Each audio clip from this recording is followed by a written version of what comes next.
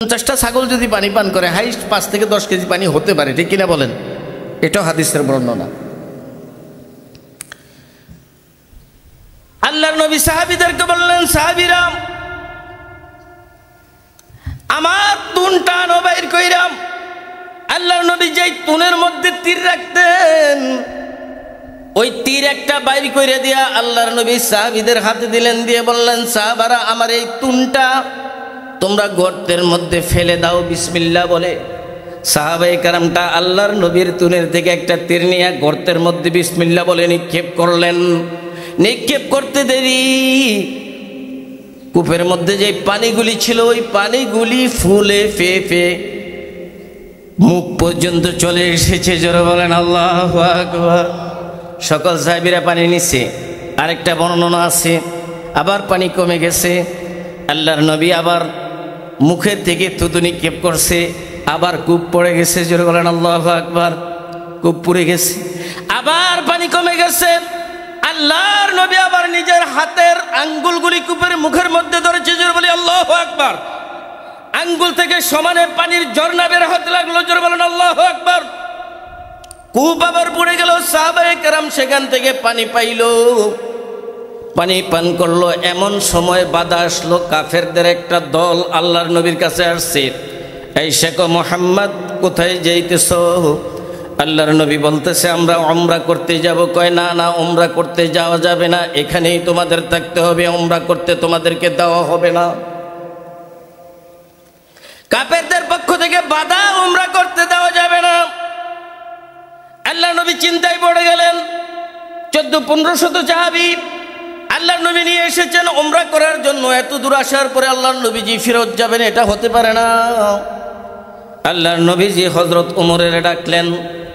ওমরের ডাক দিয়ে বললেন, ওমর আমি চিন্তা করেছি কাফেরদের যারা মুরব্বী আছে তাদের কাছে একজন দূত পাঠাতে চাই, একজন জ্ঞানী গুণী প্রাজ্ঞ বিজ্ঞ লোক পাঠাতে চাই, যে লোকটা সেখানে গিয়ে আমার পক্ষ থেকে কথা বলবে, তাদেরকে বুঝাইয়া বলবে যে আমরা যুদ্ধ করতে আসি নাই, আমরা এখানে উমরা করতে এসেছি, উমরা করেই আমরা এখান থেকে চলে যাব। জোরে বলেন আল্লাহু আকবার। হযরত ওমর কয়, ইয়া রাসূলুল্লাহ, ইয়া হাবিবাল্লাহ। চুপ করে রয়েছে। আল্লাহ নবী কয়, কি ব্যাপার ওমর, কিছু বলবে নাকি? প্রস্তাব আসছে কার পক্ষ থেকে? আল্লাহর রাসূলের। আচ্ছা বলেন তো, আল্লাহর রাসূলের পক্ষ থেকে যদি কোনো নির্দেশনা আসে এটাকে বাইলট করার ক্ষমতা আছে কারো? হযরত আবু বকরের আছে, ওমরের? দুনিয়ার কোনো মানুষের দ্বিমত করার কোনো সুযোগ আছে? হযরত ওমর একটু চুপটি করে রইলেন। আল্লাহর নবীকে, ওমর তুমি কিছু বলবে নাকি? প্রস্তাবটা কি কঠিন না সহজ? জোরে বলেন, প্রস্তাবটা কঠিন না সহজ? কাফেররা এখন যেই মোডে আছে, আল্লাহর নবী সাল্লাল্লাহু আলাইহি ওয়াসাল্লাম যেই অবস্থায় আছে, এই অবস্থায় 1400-1500 মুসলিম নিয়ে আল্লাহর নবী রওনা হয়েছে। কাফেররা কইতেছে যে তারা যেভাবে আসতেছে একটা কিছু না ঘটাইয়া এখান থেকে যাবে না। তার কারণ আমরা মুসলমানদেরকে চিনি, মুসলমানরা ধরে না ধরলে আর, আরো জোরে বলেন, মুসলমানরা ধরে না ধরলে আর ছাড়ে না। কাফেররা ভয় পেয়ে গেছে। আল্লাহ নবী ওমরে বলছে, আর ওমর বলতেছি, ইয়া রাসূলুল্লাহ আমার একটু বক্তব্য আছে। কয় কি? কয় আপত্তির কিছু নাই, তবে যেহেতু আপনি সন্ধি করতে চাচ্ছেন, কথাবার্তা ওদের সাথে বলতে চান, আমার গোত্রের একটা লোকও বর্তমানে মক্কায় নেই, আমরা সব চলে গেছি মদিনায়। আর মক্কার লোকদের সাথে যে ধরনের আচরণ আমি কইরে আইছি, যে ধরনের কর্মকাণ্ড আমি ঘটাই আইছি, আমারও যদি তারা পায় তারা কিন্তু আমারে আস্থা রাখবে না। আল্লাহ নবী কয় কি করা যায়? কয় তাইলে একটা প্রস্তাব আছে, যেহেতু আমরা সমাধান চাই, যুদ্ধও চাই না, একটা প্রস্তাব আছে, সেটা হলো ওসমানকে যদি পাঠানো যায়, ওসমানের বংশের লোকেরা সেখানে আছে, তার চাচা জেঠারা আছে, আত্মীয় স্বজন আছে, কেউ যদি তারা কোনো কিছু করতে আসে তারা বাধা দিবে, অন্তত নিরাপত্তার দিকটা বিবেচনা করলে হযরত ওসমানকে পাঠানো যায়। আল্লাহর নবী কয় ঠিক আছে, তোমার প্রস্তাবটা উত্তম, তুমি পরামর্শটা দিয়েছো এই জন্য আমার ভালোই লেগেছে, ঠিক আছে ওসমানকে পাঠাইয়া দাও হোক। ওসমানকে আল্লাহ নবী পাঠালেন। ওসমান তুমি যাও, তুমি যাই তাদেরকে বুঝিয়ে বলো যে আমরা এখানে যুদ্ধ করতে আসি নাই। কি করতে আসি নাই? আর যারা বলেন কি করতে আসি নাই? যুদ্ধ করতে আমরা আসি নাই। এর আগে যুদ্ধ হয়েছিনি? হয়েছে। এর আগে যুদ্ধ হয়েছিনি? হইছে, বদর হয়েছে, উহুদ হয়েছে, এর আগে যুদ্ধ হয়েছে। আমরা এখন যুদ্ধ করতে আসি নাই, আমরা উমরা করতে এসেছি। জোরে বলি না আল্লাহু আকবার।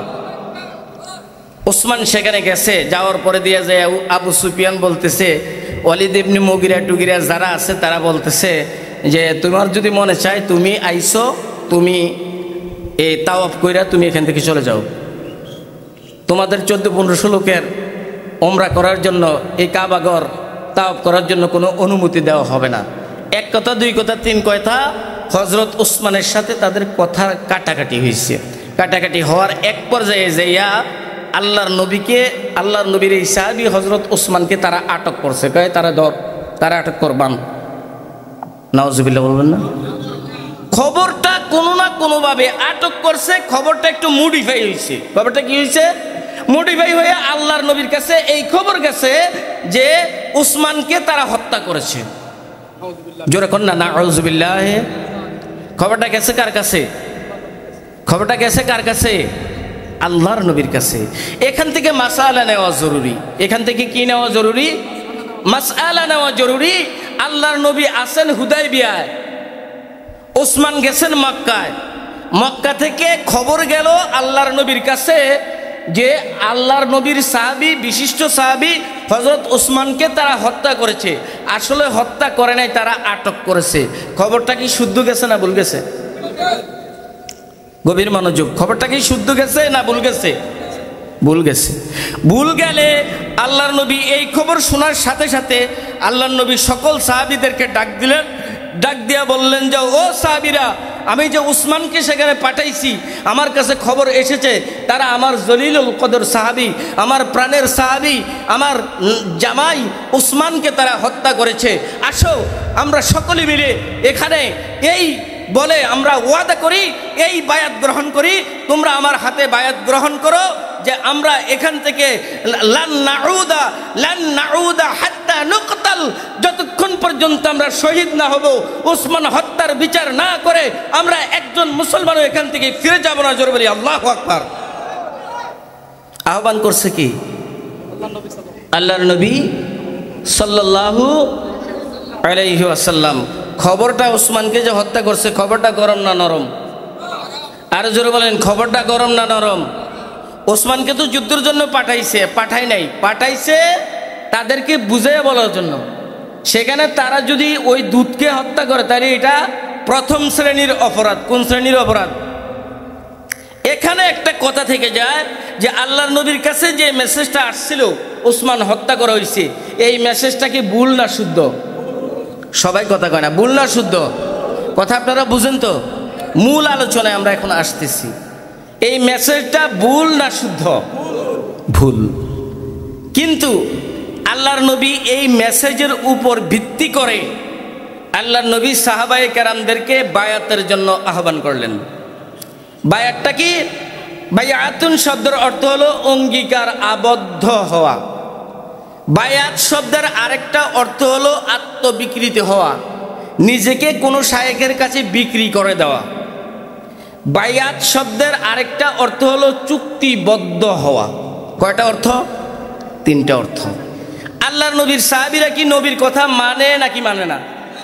এই সবাই একসাথে কথা কইন। আল্লাহর নবীর সাহাবীরা কি নবীর কথা মানে নাকি মানে না?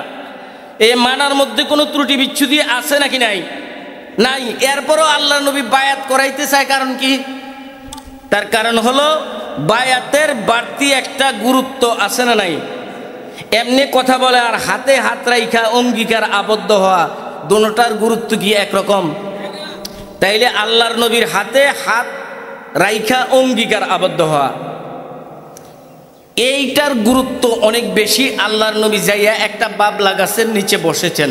হাদিসে এসেছে বাবলা গাছের একটা ঢাল আল্লাহর নবীর মাথার উপরে ঝুঁকি ছিল।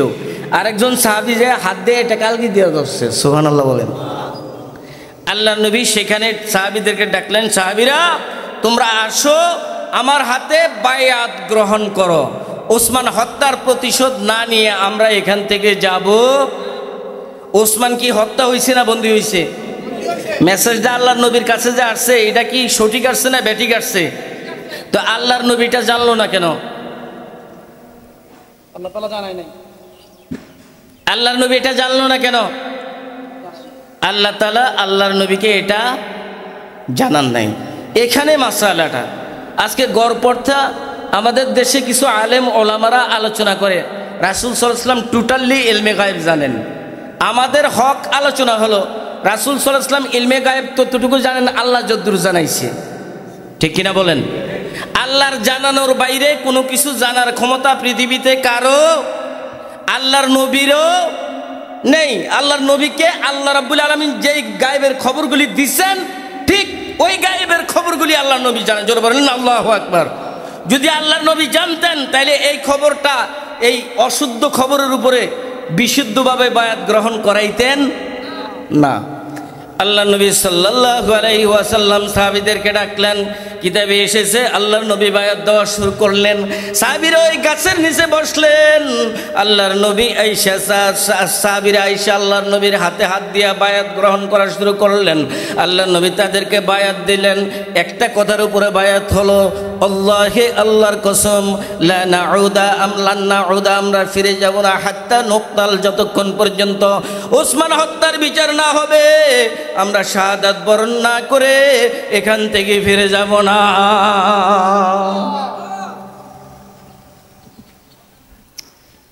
আল্লাহ নবীর একজন সাহাবী ছিলেন, নাম ছিল আবু সালামা। আবু সালামা প্রথমবার আইসা বায়াত নিছে। বায়াতের গুরুত্ব দেখেন। এরপরে আল্লাহ নবীর কাছে, আচ্ছা বলেন তো 1400 সাহাবী কি একবারে আল্লাহ নবীর হাতে হাত দিয়ে বায়াত নেওয়া সম্ভব? কিছু লোক একবার বায়াত গ্রহণ করছে, ওনারা চলে গেছে। আবার আরেকটা গ্রুপ আসছে, ওনারা চলে গেছে। আবার আরেকটা গ্রুপ আসছে, ওনারা চলে গেছে। আবার আরেকটা গ্রুপ আসছে, ওনারা চলে গেছে। এইভাবে দলে দলে লোক আইসা আল্লাহ নবীর কাছে বায়াত গ্রহণ করেছে। একবার প্রথম